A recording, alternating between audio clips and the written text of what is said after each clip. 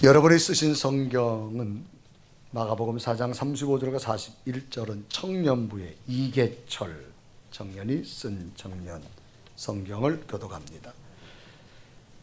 그날 저물 때에 제자들에게 이르시되 우리가 저편으로 건너가자 하시니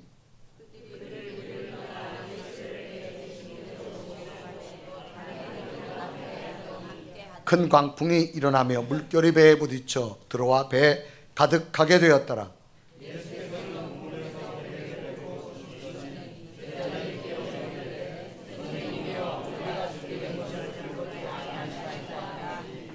예수께서 깨어 바람을 꾸짖으시며 바다더러 이르시되 잠잠하고 고요하라 하시니 바람이 그치고 아주 잔잔해지더라.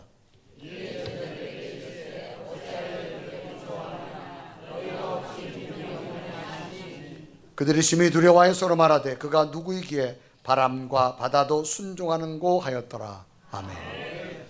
오늘 예배는 여러분에게 주의 평강과 기쁨, 능력이 함께하기를 주님의 이름으로 축원합니다. 우리 옆에 인사합시다. 한 주간 동안 더운데 평안하셨습니까?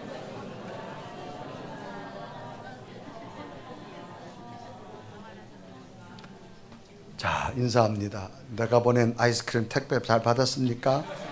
시작.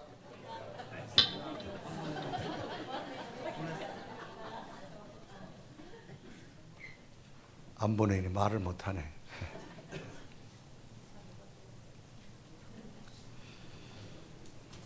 우리나라 기후가 완전 열대성 기후로 바뀌어진 것을 우리가 느끼며 참 살아가고 있는 그런 계절입니다. 우리 단어 가운데 의문이란 단어가 있습니다.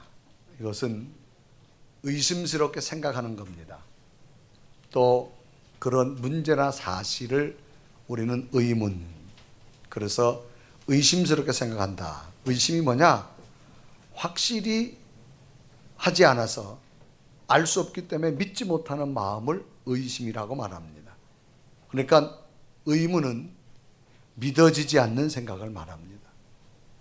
우리가 성경을 읽다 보면 믿어지지 않는 부분들이 참 많이 있죠. 그 부분 가운데 하나가 오늘 성경 본문의 내용입니다.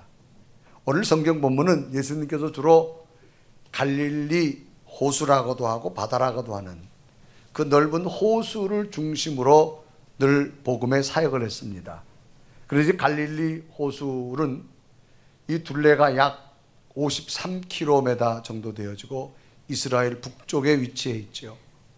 그래서 아주 주변으로 자연이 아주 풍부하고 나무도 많고 물도 많습니다. 담수호로 되어졌는데 크기는 우리나라 백령도 크기 정도 그렇게 합니다. 백령도의 둘레가 52.4km니 이 갈릴리 호수가 53km니 거의 백령도 크기만 하다, 그렇게 생각하면 되겠습니다. 그리고 예수님께서는 이 갈릴리 호수를 근처로 복음을 증거하는데 오늘 본문의 내용은 이 가버나움이라는 곳입니다. 거기에서 말씀을 증거하시다가 이제 날이 저물었어요. 날이 저물어서 주님께서 제자들에게 배를 타고 반대편 데가볼리란 지역으로 가자 그렇게 말합니다. 그러니 결국 이 갈릴리 호수를 지나와야 됩니다. 자, 그래서 마가복음 4장 35절을 보면 그날 저물 때 제자들에게 이르시되 우리가 저편으로 건너가자 하시니 그렇게 말합니다. 그래서 이제 이 가버나움에서 저쪽으로 건너가자, 이 갈릴리 호수를 지나가야 됩니다. 그래서 제자들은 늘 어부 출신이었기 때문에 이 갈릴리 호수에서 잔뼈가 굵은 사람들 배 타는 건 뭐 문제도 아닙니다. 그래서 출발할 때는 굉장히 날씨도 좋았습니다. 그런데 갑자기 바람이 불고 파도가 거세게 치기 시작합니다. 엄청난 폭풍이 몰아쳐서 금방이라도 배가 깨질 것 같은 그런 상황에 되어버렸습니다. 그래서 이때 성경은 이 장면을 마가복음 4장 37절과 38절은 그렇게 기록하죠. 큰 광풍이 일어나며 물결이 배에 부딪혀 들어와 배에 가득하게 되었더라. 그래서 37절 보니까 큰 광풍이 일어났다. 그래서 이때 장면을 화가가 그림으로 그리게 되어진 것입니다. 큰 광풍이 나서 배가 거의 파산 직전까지 되어진 그런 모습입니다. 그런데 이때 제자들의 모습이 소개되는데요. 이 제자들은 주로 갈릴리 호수에서 어려서부터 자랐기 때문에 이 갈릴리 호수를 너무나 잘 압니다. 그래서 자기들이 이 광풍 정도는 배를 아무리 자기들이 운행한다 그래도 충분히 비킬 수가 있는 겁니다. 해결할 수 있는 겁니다. 지금까지 많은 경험을 가지고 있습니다. 그래서 제자들은 모든 방법을 동원해가지고 열심히 이 폭풍에서 좀 벗어나 보려고 하죠. 그런데 웬일인지 아무리 애를 써도 이번 폭풍만큼은 빠져나갈 수 없습니다. 자기들 힘으로 아무리 해도 안 되는 거예요. 이제 제자들은 자신의 힘으로 할 수 없음을 느끼게 됩니다. 결국은 이 갈릴리 호수는 너무나도 잘 아는 이 제자들은 바다에서 이제는 죽음을 맞이할 수밖에 없는 그런 상황입니다. 칠흑까지 깜깜한 깊은 밤, 이 바다의 한복판, 어떤 희망도 어떤 기대도 없이 이제 죽음을 맞이할 수밖에 없는 아주 절망적인 상황입니다. 이 내용이 오늘 성경 본문의 내용입니다. 오늘 성경 본문의 내용을 우리들의 인생과도 한번 비유해 본다면 어떻게 설명할 수 있을까? 이렇게 설명이 되겠죠. 어떤 사람이 안 먹고 안 쓰고 열심히 돈을 모아 투자해서 자신의 노후를 준비하려고 합니다. 온갖 투자 정보를 꼼꼼히 살펴보고 컨설팅도 받았습니다. 그래서 가장 신뢰할 만한 곳에 투자했고 100%의 성공할 확률이 있습니다. 그런데 기가 막히게도 망해버리고 말았습니다. 전혀 예상치 못한 국제정세의 변동에 의해서 완전히 망해버리고 말았습니다. 결국 갈릴리 호수를 너무나도 잘 안다고 자신했던 제자들처럼, 자신들이 가장 잘 안다고 자신했던 제자들처럼 자신했던 저들이 무너지는 것과도 같습니다. 이럴 때 인생은 흔들리기 시작합니다. 흔들린다는 말은 정상적인 인생의 궤도를 벗어나서 곧 무너져 내릴 조짐이 있을 때 흔들린다 말합니다. 건물도 흔들리기 시작하면 무너지기 시작합니다. 오늘 우리들의 가장 큰 의무는 무엇일까? 신앙생활을 잘 하는데 왜? 예수님을 잘 믿는데 왜 내 인생이 흔들릴까라는 겁니다. 오히려 예수를 믿지 않을 때는 아무런 문제가 없었는데 오히려 예수를 믿는 것 때문에 잘 나간 인생에 왜 어려움과 고난이 올까라는 거지요. 예수를 처음 믿거나 적당히 믿는 그리스도인이라면 이런 생각하겠죠. 내가 아직 예수를 잘 못 믿어서 고난과 시련이 오나 보다, 그런 생각을 할 수 있을 겁니다. 그런데 정말로 믿음 생활한 지도 오래됐습니다. 직분도 받았습니다. 주님의 명령에 순종하고 어떤 일을 해보려고 하는데 고난이 찾아올 때가 있죠. 이런 고난을 당할 때 어떤 생각을 할 수 있을까요? 예수를 잘 믿을 때 겪는 흔들림과 믿지 않을 때 흔들림과는 전혀 다른 느낌이라는 사실이죠. 그러면 제자들이 거센 풍랑을 만나서 죽음의 길을 겪을 때 가장 이해할 수 없었던 것들이 무엇이었을까? 첫째 의문이 생깁니다. 그것은 예수님께서 제자들에게 말씀하셔서 배를 띄우라 그래서 띄웠어요. 제자들이 가고 싶어 간 거 아닙니다. 주님께서 배를 띄우라. 그런데 왜 제자들이 거센 풍랑을 만나야 되는가라는 겁니다. 오늘 보면 마가복음 4장 35절에 이렇게 하죠. 그날 저물 때 제자들에게 이랬을 때 우리가 저편으로 가자. 제자들이 제자들 보고, 예수님께서 제자들 보고 배를 좀 띄워라 그 얘기예요. 그러면 주님께서 가라 그런 거예요. 그런데 왜 거센 풍랑을 만나야 되느냐는 거죠. 두 번째 의문은 주님께서 그 배에 타고 계셨다는 사실입니다. 아니, 주님이 그 배에 타고 계셨는데 왜 이런 풍랑이 와서 배가 파산 직전까지 가야 되느냐 그 말이에요. 이제 제자들이 거의 죽게 됐습니다. 심지어는 예수님도 죽을 수도 있어요. 세 번째 의문은 뭘까? 주님께서는 그러면 풍랑이 일었으면 빨리 다른 대처를 좀 해주든가. 그런데 성경에 보니까 주님께서는 주무시고 계시는 거예요. 아니, 빨리 조치를 좀 해주셔야지. 주님이 하나님의 아들이라고 말하면서 왜 주무시고 계시냐 그 말입니다. 그래 마가복음 4장 38절을 보면 예수께서 고물에서 베개를 베고 주무시더니 그랬습니다. 아니, 이 상황에 주님께서 잠이 오십니까? 예수님께서는 전능하신 분이신데 이런 풍랑에 제자들이 죽게 된 것을 왜 내버려 두시냐 그 말입니다. 이런 것들이 예수 믿는 자들에게 가장 큰 의문 중에 하나입니다. 이런 것은 오늘 우리들의 삶 속에서도 겪을 때가 있습니다. 분명히 기도하고 시작했습니다. 분명히 주님의 응답받고 출발했습니다. 또 여기에 내 힘과 정성과 노하우를 다 동원해서 열심히 일을 했습니다. 그러면 당연한 결과는 성공이고 대박이 나와야 됩니다. 그런데 어찌된 일인지 그 일이 한순간에 무너져서 손 쓸 수 없게 되는 경우를 우리는 만나게 됩니다. 이럴 때 이런 생각을 하죠. 믿어도 소용없네. 교회 다녀도 별거 아니네. 주님이 안 계신가 봐. 도저히 이해가 되지 않는 현실을 만날 때가 있습니다. 주님이 가라고 하는 곳에 가다 풍랑을 만났어요. 주님이 그 배에 계신 거예요. 그런데 주님은 주무시고 계시는 거예요. 이럴 때 하나님에 대한 믿음의 회의와 마음속에 큰 의문만이 생기면서 우리의 믿음이 흔들리기 시작합니다. 답답해지기 시작합니다. 더 나아가서는 화만 나기 시작합니다. 그래서 교회를 떠나기도 하고 믿음을 버리는 경우들이 많이 있습니다. 이럴 때 우리들은 어떤 신앙의 지혜를 찾아야 더 놀라운 하나님의 세계를 경험할 수 있을까라는 질문을 던져봅니다. 혹 이런 의문과 질문이 생겼다면 오늘의 말씀 속에서 해답을 찾아갈 수 있는 여러분 되어지기를 바랍니다. 왜 예수님이 계시다면 이런 일이 일어나야 되는가라고 여러분 말할 때 많이 있잖아요.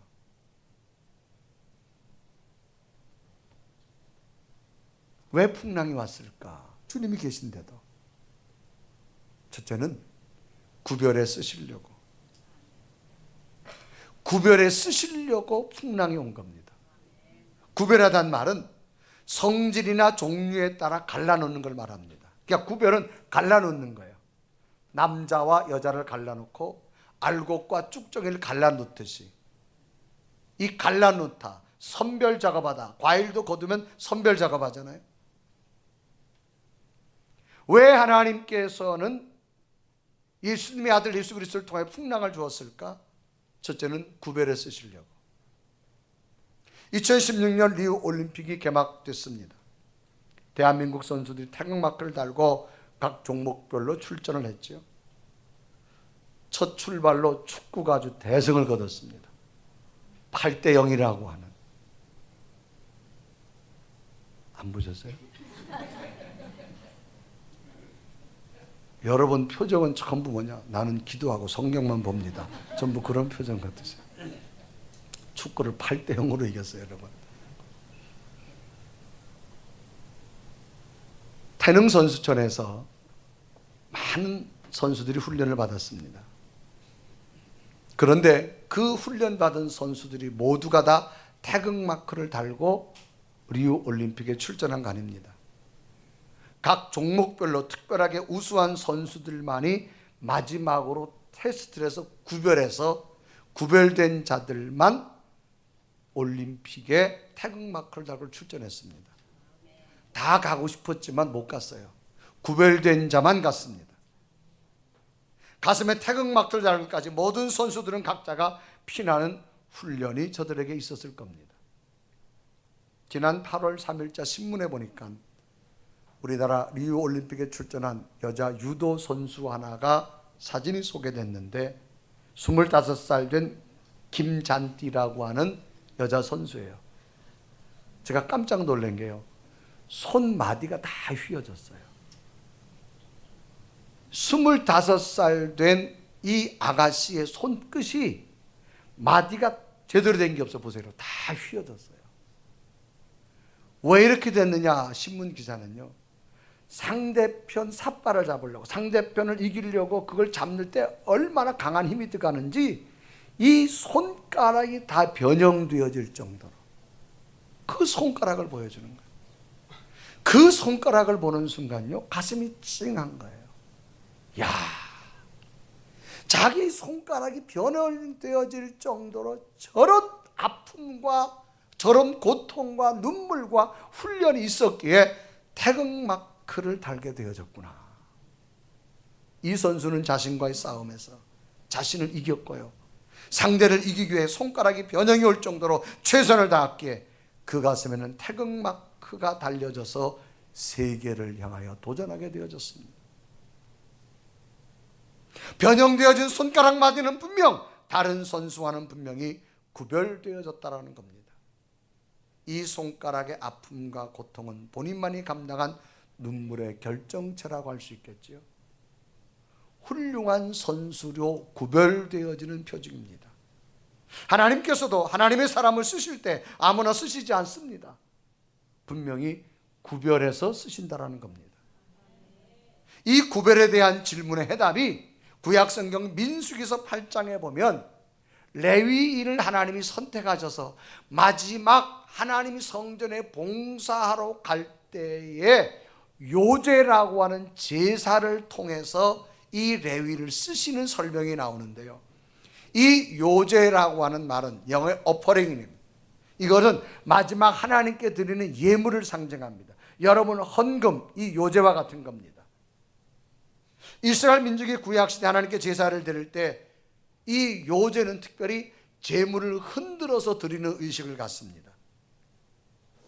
그래서 하나님께서 레위인을 구별하실 때 마지막으로 사용하는 것이 요제와 같다. 이 말은 하나님께서 레위 지파 사람들을 선택했지만 마지막 하나님 성전에 가서 하나님의 성전의 일꾼으로 쓰실 때는 저의 모습들을, 저의 믿음들을 흔든다, 그런 얘기입니다. 그래서 민수기서 8장 13절과 15절에 이르고 합니다. 레위인을 아론과 그의 아들들 앞에 세워 여호와께서 요제로 드릴지니라. 너는 이같이 이스라엘 자손에서 레위인을 구별하라. 그리하면 그들이 내게 속한 것이라. 15절에 보니까 내가 그들을 정결하게 하여 요제로 드린 후에 그들이 회막에 들어가서 봉사할 것이니라. 요제로 드린 다음에 마지막 통과하면 하나님이 성전에 가서 봉사자가 된다, 이 말입니다. 이 말은 요제는 흔들어 드리는 제물을 말합니다. 그러니까 제사장이 하나님 앞에 제물을 드릴 때 그냥 드리는 것이 아니라 이 요제만큼은 흔들어서 드린다, 그런 의미입니다. 이것을 우리 신앙생활에 적용하면 이스라엘의 12지파 가운데 다 하나님 일꾼 쓰시지 않고 레위 지파를 뽑았어요. 이 레위 지파 가운데 다 하나님이 제단에 들어가 봉사하는 자로 쓰는 것이 아니라 요제, 마지막 흔든 다음에 그 흔들림을 통해서 합격된 자는 마지막 하나님 성전에 들어가서 나이가 되어 차면 하나님의 성전에 봉사자로 세운다, 그런 얘기입니다. 그래서 레위인을 구별하여서 흔들어 세우는 자를 하나님의 일꾼으로 사용하신다. 마치 풍랑 있는 배 안에서 제자들을 주님께서 지금 흔들고 계시는 겁니다. 요제 제사처럼 흔듭니다. 이 흔듦 속에서 저들의 믿음을 보고 있는 거예요. 저들이 정말로 이 고난 속에서 흔들어져도 저들의 믿음이 주님이 합당한가, 그 말입니다. 그래서 민수기서 8장 15절을 보면 내가 그들을 정결하게 하여 요제로 드린 후에 그들이 회막에 들어가서 봉사할 것이라. 그러니까 레위인도 마지막 요제 제사를 흔들어서 저들이 합격한 다음에 쓰는 것처럼 제자들을 주님은 지금 흔들고 있음을 말합니다. 하나님은 아무나 흔들지 않습니다. 이스라엘 백성 전체가 아니라 레위인을 흔드셨고 그 레위인 가운데 12제자를 택하였을 때 요제 흔들었습니다. 하나님께서는 언제나 하나님께 택한 사람을 사용하실 때 크게 흔든다는 사실을 인정하기를 바랍니다. 하나님은 그분의 백성 중에서 흔들지 않은 사람을 뽑아 사명을 감당하지 않습니다. 흔들어 그 사명에 합당한 자를 쓰십니다. 그래서 하나님이 흔드심은 때로는 이해가 되지 않습니다. 인생의 어려움과 날벼락 같은 순간에서 하나님을 붙잡는 사람을 쓰실 것이고요, 하나님께 쓰임받겠다고 다짐한 사람은 흔들려서 그를 구별시켜 준다고 하는 사실입니다. 그러므로 예수 믿는 사람들의 경험은 인생의 흔들림을 경험해 본 자, 하나님께서 이 흔들림, 이거를 통해서 구별시킨다, 이 말입니다. 그러니까 여러분이 신앙생활 하다가 주님께서 나를 흔들린다, 이상한 일이 아닙니다. 당연한 겁니다. 신실한 믿음의 사람인데도 인생의 흔들림이 한 번도 없었다, 하나님께서는 선택하지 않는 겁니다. 하나님께서는 그를 더 크게 쓰시기 위해서는 반드시 흔드십니다. 마지막 단계로 쓰시는 것이 흔드신다라는 겁니다. 그리고 예수님께서는 지금 자신과 함께 동행하고 있는 제자들의 믿음을 흔들어 보고 있는 겁니다. 지금 거대한 풍랑 앞에서 아우성을 치며 죽겠다고 불안해하고 있는 제자들에게 주님의 말씀은 믿음에 관한 내용입니다. 너희들이 안 다쳤느냐, 괜찮느냐, 그렇게 묻지 않습니다. 주님이 한 말씀은 내 믿음이 어디 갔느냐, 그렇게 말합니다. 지금 주님께서 흔들고 있는 저들의 믿음은 온데간데 없는 겁니다. 어디 다친 데 없느냐, 어디 괜찮느냐, 그런 믿음이 아닙니다. 그래 마가복음 4장 4절에 이라고 하죠. 이에 제자들에게 이르시되 어찌하여 이렇게 무서워하느냐, 너희가 어찌 믿음이 없느냐. 거대한 풍랑을 잠재우신 주님께서는 제자들을 책망하십니다. 왜? 믿음이 없느냐라고 그들에게 책망합니다. 그러니 갈릴리 바다의 풍랑도, 제자들이 타고 있는 배의 풍랑도 주님께서 제자들의 믿음을 점검하시게 한 겁니다. 또한 저들의 믿음도 구별하시기 위한 테스트로 사용하고 있는 겁니다. 주님께서는 구별에 쓰시기 위해 테스트합니다. 그것이 바로 흔드는 겁니다. 왜 흔들까요? 선별하려고. 여러분 속에 고난과 풍랑이 오거든 하나님이 구별한다는 사실을 인지할 수 있는 여러분 믿음이 꼭 되어지기를 바랍니다. 그래서 과일도 여러분 따고 나면 선별기가 있어요. 그걸 막 흔듭니다. 막 흔들어 여리저리 굴려봐요. 굴려봐가지고 큰 것은 큰 거 데려가고 작은 것은 작은 데로 갑니다. 왜 제자들에게 풍랑을 주었을까요? 저들을 구별하시려고. 오늘 여러분도 마찬가지입니다. 하나님께서 날마다 여러분에게 더 크게 믿음으로 사용하실 때 여러분을 흔드십니다.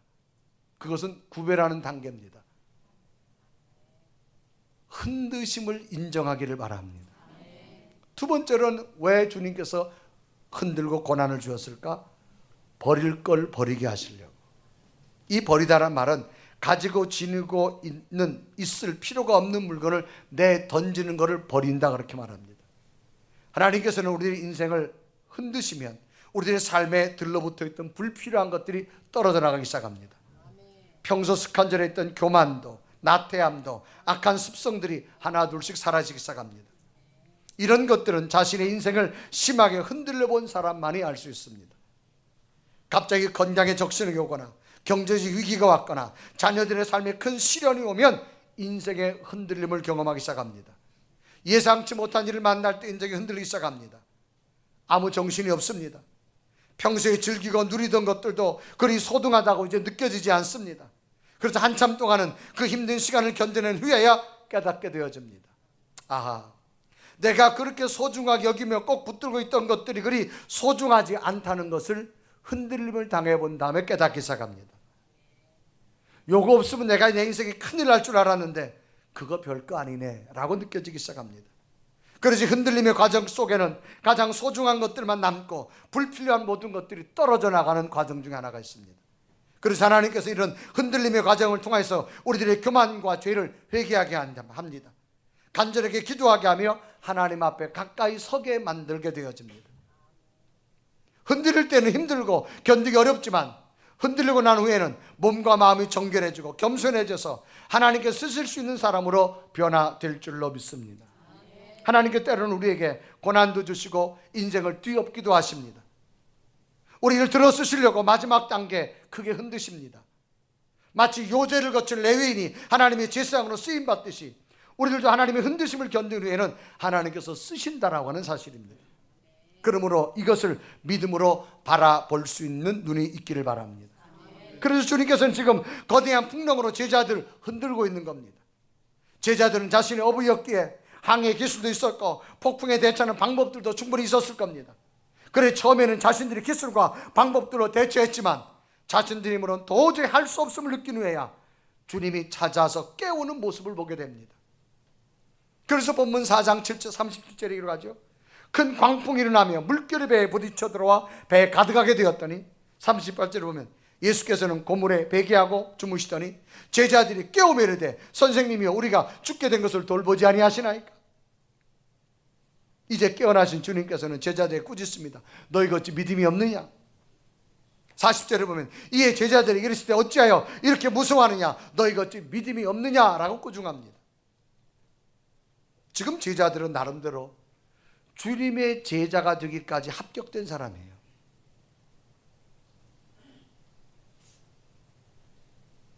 그러나 인생의 고난과 풍랑 앞에서는 주님이 인정할 만큼의 믿음을 갖추지 못한 자입니다.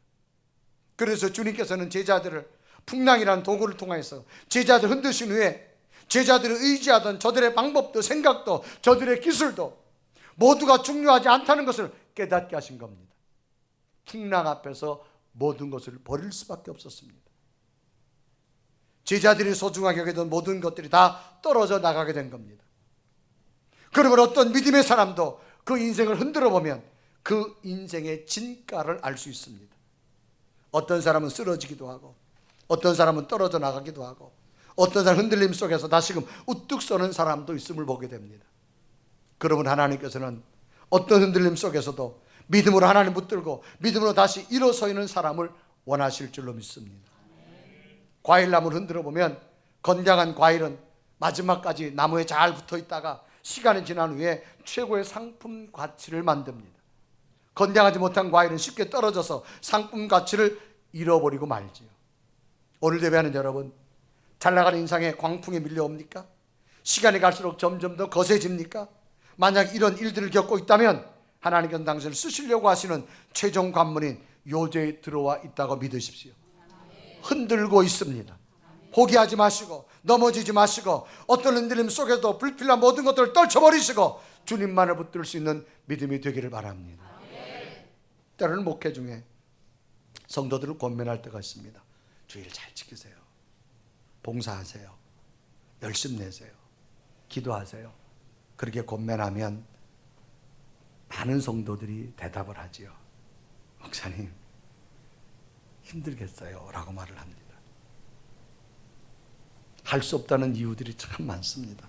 이것 때문에 못하고 저것 때문에 못하고 이것 때문에 저것 때문에. 그러다가 막상 하나님이 한번 흔들어서 귀한 것을 잃어버리고 나면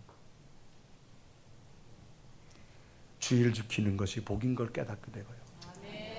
봉사하는 것이 복이고요. 열심 내는 것이 하나님이 나를 써주시는 복임을 깨닫게 됩니다. 여러분, 하나님이 건강 주셔서 주일날 오셨잖아요. 오늘 아파봐야 못 와요. 여러분, 식구 중에 누가 응급실에 있어봐야 못 와요. 그렇게 여러분 주일날 예배드리는 것은 하나님께서 건강의 복을 주신 줄로 믿습니다. 때론 봉사하고 헌신하라. 하나님이 주셨으니까 봉사하고 헌신할 수 있잖아요. 그거 거두어 가면요 하고 싶어도 못해요. 그럴 때는 여러분 봉사하는 것도 복이고요, 열심 내는 것도 복이고요, 하나님이 나를 써주시는 것도 복인 줄로 믿습니다. 그래서 하나님 우리를 흔들기 시작합니다. 불필요한 것들이 있다면 여러분 아예 미리 다 쩔쳐버리십시오. 이것 때문에 못하고 저것 때문에 못하고 흔드심 과정에 이기십시오. 떨쳐버리고 다 떨쳐버리고 힘들고 어려워도 그 눈물을 이기십시오. 하나님의 은혜가 임하게 될 줄로 믿습니다. 우리가 예전에는 이 찬송을 참 많이 부른 기억이 나요. 특히 부흥회 때 보면 무슨 찬송을 부르냐? 천부여 의지 없어서. 참 그 찬송을 많이 부르면서 정말로 내가 주님 앞에 아무것도 아니더라고 하는 것을 많이 느끼게 되어지는데, 성경에 보면 탕자의 비유가 나오잖아요. 똑똑하고 훌륭하고 능력이 있어서 아버지 곁을 떠나서 성공할 거라고 아버지 곁을 떠나지만 끝내는 다 실패하잖아요. 아버지 모습으로 집의 품으로 돌아올 때 이제는 나를 종으로 써줘도 내가 고맙겠습니다. 정말로 두 손 들고 돌아오는 그 탕자의 비유의 모습을 보면서 천부의 의지 없어서 하나님은 언제나 나를 쓰실 때 흔드십니다. 그 흔드심 속에 하나님의 뜻을 발견하시고 흔드심 속에 떨어지지 않는 자가 되기를 주님의 이름으로 축복합니다. IQ에 관한 내용을 보니까 이런 글이 있더라고요. 물고기의 IQ가 0.3이라고 합니다. 0.3이면 높은 거예요, 낮은 거예요? 낮은 거지요. 왜 물고기 IQ가 0.3인가? 이 물고기는 물속에 사는데 낚시하는 사람이 물속에 던지면 먹이가 내려오면 그 속에 바늘이 있어요. 그걸 덥석 문답니다. 옆에 있던 물고기가 물려서 발버둥 치며 끌려 올라가는 것을 보고서도 조금 있다가 낚싯바늘이 또 내려오면 또 문답니다. 왜? IQ가 낮아 그렇대요. 옆에 있던 고기가 막 발버둥 치며 끌려가는 모습을 보면서도 또 문대요. IQ가 낮아서. 왜? 물고기 IQ는 0.3이랍니다. 그런데 사람들도 0.3 IQ를 가진 사람들이 있대요. 그게 누군가 하면 정치하는 사람들이래요. 왜 그런가 하면 뇌물 받아먹고 끌려가는 걸 보고도 또 먹는데, 인류 역사에 수없이 하여튼 뇌물 받아먹다가 끌려가는 걸 보면서도 또 문다는 거예요. 그래 정치인들 IQ가 얼마나고? 0.3. 앞으로도 또 물 거래 이제 정치인들. 그런데 오늘 우리 IQ도 0.3이랍니다. 왜 그런가 하면 지옥 향해 가는 사람을 보면서도 또 따라간대. 믿음 생활 안 하다가 넘어지는 사람 보면서 또 따라간대. 왜? 우리의 IQ도 얼마다? 0.3. 끊임없이 반복되고 있어요. 그래서 말씀을 우리에게 깨우쳐 주는 겁니다. 여러분, 하나님 우리를 흔들어 깨닫게 하십니다. 버릴 수 있는 소중한 것 아니에요. 버릴 거 버리세요. 귀중한 것으로 복된 삶 살게 될 줄로 믿습니다. 세 번째로는 주님의 능력을 믿게 하시려고 흔드시는 거예요. 거대한 광풍 앞에서 제자들의 모습은 이제 죽음밖에 없어요. 당시 배는 큰 배가 아니고 매우 작은 배입니다. 그 배에 물이 들어가게 됐다면 그 배는 곧 가라앉는다 그 말이죠. 광풍 때문에 물이 얼마나 많이 들어왔든지 성경은 그러니까 물이 배에 가득했다고 기록합니다. 오늘 마가복음 4장 30절에 기록하죠. 큰 광풍이 일어나며 물결이 배에 부딪혀 들어와 배에 가득하게 되었더라. 그 뭐예요? 곧 가라앉는다 그 말입니다. 제자들이 만난 위기의 실상의 모습, 거대한 광풍. 오늘 학자들은 시속 120km, 초속 33m의 광풍이라고 말합니다. 당시 어떤 배도 견딜 수 없는 그 광풍을 말합니다. 이제 물이 가득 차서 곧 가라앉습니다. 어떤 희망도, 어떤 기대도, 어떤 대안도 없는 절망적인 상황입니다. 시간적으로 어두운 밤입니다. 곧 다가올 죽음밖에 이들에게 없습니다. 이때 제자들이 마지막 선택한 것이 뭐냐? 주님이를 한번 깨워봐야지. 주님이라도 한번 깨워봐야지. 이제 죽게 됐으니 마지막으로 해도 돼도 안 되고 돼도 주님을 깨우게 된 겁니다. 그래서 38절에 이르가죠. 예수께서 고물에서 베개 베고 주무시더니 제자들이 깨우버리되 선생님이요 우리가 죽게 된 것을 돌아보지 아니했습니까? 이제 다 죽게 됐다는 거예요. 주님이 하나님의 아들임을 이들이 믿었습니다. 일찍 안 깨웠어요. 다 죽게 돼가지고. 왜? 이제 이 상황은 주님도 못한다 그 말이죠. 이제 배가 다 파산되기 직전에 하나님의 아들도 못한다 이 말이죠. 안 깨웠어요. 이제 마지막으로 죽기 직전에 주님이라도 깨워보려고 깨웠습니다. 근데 놀라운 사실은 주무시다가 잠에서 깬 주님께서 한 말씀이 뭐예요? 갑자기 잔잔해라. 파도도 잔잔하고 바다도 잔잔해라. 갑자기 그냥 잔잔해진 거예요. 그래서 39절에 보니까 예수께서 깨어 바람을 꾸짖으시며 바다더러 이르시되 잠잠하라 고요하라 하시니 바람이 그치고 아주 잔잔해지더라. 그 흉령하던 파도가, 이 모습을 본 제자들이 놀랐어요. 저 사람이 누구야? 지금 제자들은 예수님의 제자가 된 거예요. 예수님은 하나님의 아들이에요. 그리고 나서도 뭐라 그래? 저분이 누구야? 이 말은 뭐예요? 제자가 되었어도 주님의 능력을 인정하지 않은 사람들입니다. 그래서 41절에 이르가죠. 그들이 심히 두려워 서로 말하되 그가 누구에게 바람과 바다도 순종하는 거. 주님의 제자가 된 자들이에요. 하나님의 아들 예수님의 제자가 되었어도 안 믿었어요. 왜? 이 상황에서는 안 될 거라 그 말이지. 그런데 주님 말씀 한마디에 그 거대한 파도와 풍랑이 도대체 저분이 누구냐 그 말이지. 저들은 주님의 제자가 되었어도 주님의 능력을 인정하지 않았습니다. 그래서 주님께서 꾸중하고 있는 겁니다. 너희들 믿음이 다 어디 갔느냐. 그래서 40절에 말하죠. 이에 제자들이 이르시되 어찌하여 이렇게 무서워하느냐. 너희가 어찌 믿음이 없느냐. 주님은 벌써 저들이 믿음 없는 걸 보신 거예요. 그래서 저들 지금 흔들고 있는 겁니다.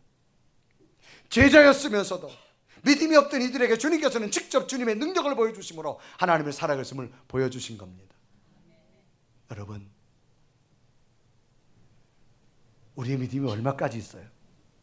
여기까지는 하나님이 되고 여기까지는 하나님 못한다? 우리의 생각입니다.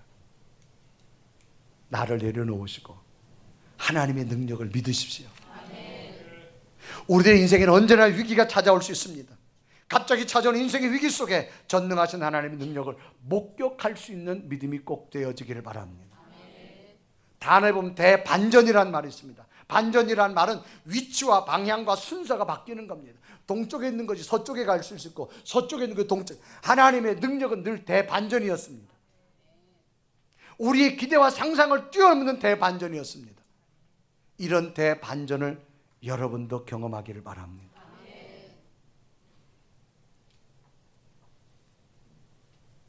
제가 설교 여러 번 인용한 분 중에 하나가 이어령 교수입니다. 이분은 문학가지요. 성경을 잘하는 대표적 문학가입니다. 이분은 아주 성경에 굉장히 박식합니다. 그래서 신학자들과 많은 논쟁을 하면서 신학자들을 아주 당혹하게 만든 넌 크리스찬입니다. 전혀 예수를 믿지 않는 아주 성경을 잘하는 대표적 문학가입니다. 그런데 이분이 73세에 2007년 7월 24일 날 세례를 받습니다. 세례라고 하는 것은 이제 내가 그리스도를 나의 주인으로 모시겠다, 그런 의미입니다. 그럼 세례를 받으면서 이런 글을 남겼습니다. 자연으로 태어났을 때의 기억은 없지만 영생으로 태어나는 오늘의 기억은 영원히 남을 것이다. 자연으로 태어났을 때 기억은 없지만 영생으로 태어나는 오늘의 기억은 영원히 남을 것이다. 그러면서 이분이 글 속에 보면 나는 죽음이 끝이라고 생각됐다. 내가 아는 지식으로 예수님이 부활해서 우리를 부활에 이끌어 주신다는 걸 믿을 수가 없었다. 그러나 내가 세례를 받고 나니까, 주님을 만나고 나니까 그 부활이 내게 믿어지면서 나는 죽음으로 끝나는 것이 아니라 영원한 하나님 나라가 있음을 나는 믿는다. 이분은요, 자기가 인생을 살아가면서 내가 그리스도인, 크리스찬이 된다고 하는 것은 한 번도 생각해 본 적이 없다고 말합니다. 자신은 오로지 이성의 힘, 지식의 힘만이 최고인 줄 알았어요. 그런데 이분이 뭘 깨닫게 되느냐? 영성, 영적인 하나님의 힘이 있음을 깨닫게 됩니다. 그리고 이분은 이런 말을 합니다. 절망해 보지 않은 사람은 영성의 가치를 알 수 없다고 말합니다.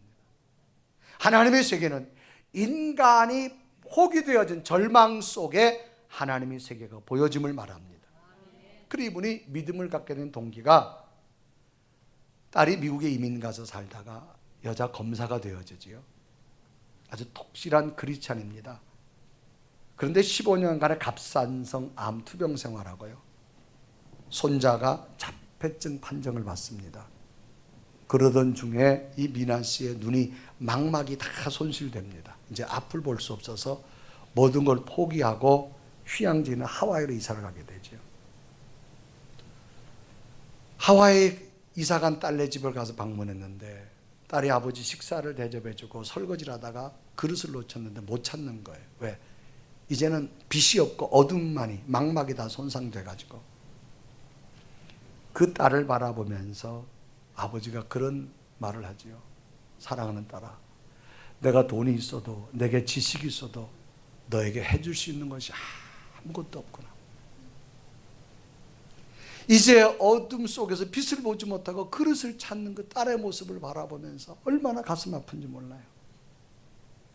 그럴 때에 이어령 교수가 자기 마음속에 이런 기도를 한번 했대요. 하나님, 나의 가장 사랑하는 딸 미나에게 빛을 거둬가지 않는다면 내가 주님을 믿겠습니다. 내 사랑하는 딸에게 빛을 다시 주신다면 내가 주를 믿겠습니다. 그런데 놀랍게도요, 당시 의학으로는 이 미나 씨에게 빛이 다시 찾는다는 건 불가능했습니다. 의학적으로, 상식으로. 근데 놀랍게도 이 미나 씨가 빛을 찾게 됩니다.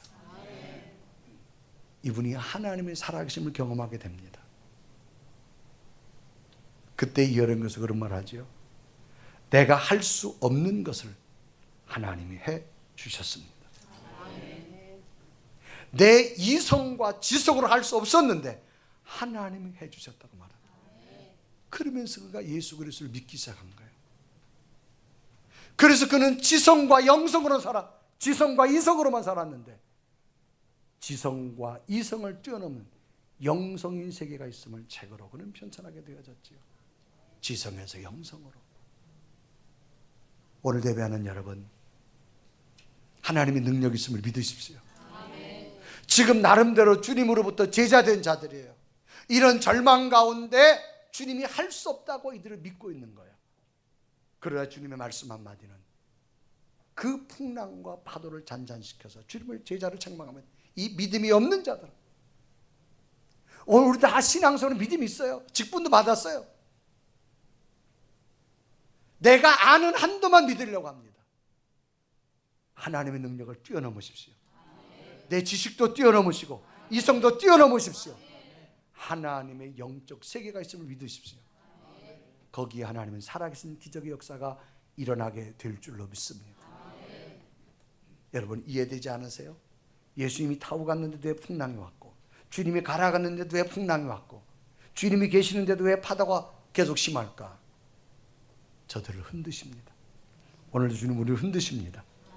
여러분 이 흔드심에 합격할 수 있는 믿음이 되길 바랍니다. 살아계신 주의 능력이 여러분 함께하기를 주님의 이름으로 축원합니다. 우리 고백하며 찬양할까요?